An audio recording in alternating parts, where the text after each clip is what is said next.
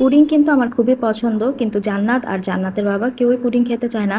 তাই নিজের জন্য আর বানানো হয় না। তো আজকে ভাবলাম ছোট করে একটা কাপ পুডিং বানিয়ে ফেলি। তো এখানে আমি ক্যারামেলটা কিন্তু কাপের মধ্যে ঢেলে নিচ্ছি।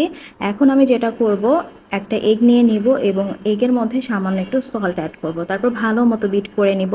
তারপর ২ চামচ চিনি এড করে আবার আমি ভালো করে বিট করে নিব। আর পুডিং বানানোর ক্ষেত্রে কিন্তু আপনার এগটাকে ভালো করে বিট করে নিতে হবে। তারপর আমি মিল্ক অ্যাড করে দিয়েছি আমার যতটুকু পরিমাণে লাগবে একটা ডিমের জন্য। তো ভালো মতো বিট করে নিয়ে এই যে ক্যারামেলটাও কিন্তু এর মধ্যে সেট হয়ে গেছে।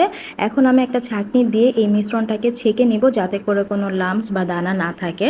যেই প্যানে আমি পুডিংটা বসাবো ওই প্যানে পানির মধ্যে আমি টিস্যু পেপার দিয়ে তারপরে আমি কাপটা বসিয়েছি এবং লিডটা দিয়ে ১৫ মিনিটের জন্য আমাকে ওয়েট করতে হবে। ১৫ মিনিট পর লিডটা উঠিয়ে কোনো স্পুন বা কোনো নাইফের সাহায্যে চেক করে দেখতে হবে পুডিংটা হয়েছে কিনা। তো আমি এখন লিডটা উঠিয়ে চেক করে নিয়েছি, পুডিং কিন্তু একদম রেডি। এখন এই টাইমটা আমি খুবই নার্ভাস ছিলাম, আমি আস্তে আস্তে করে উঠাচ্ছিলাম।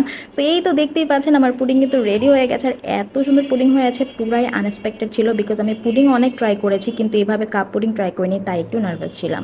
তো যাই হোক, অনেক সুন্দর হয়েছে পুডিংটা। আর আমি একটু ডেকোরেশন করে নিয়েছিলাম, একদম খালি খালি লাগছিল তাই। আর মাঝে মাঝে না নিজের প্রতি অনেক প্রাউড ফিল হয় যখন আমি কোনো কিছু করতে সাকসেসফুল হই। তো এখন টেস্ট করে নিচ্ছি, অনেক মজা হয়েছে আলহামদুলিল্লাহ। আপনারাও ট্রাই করবেন।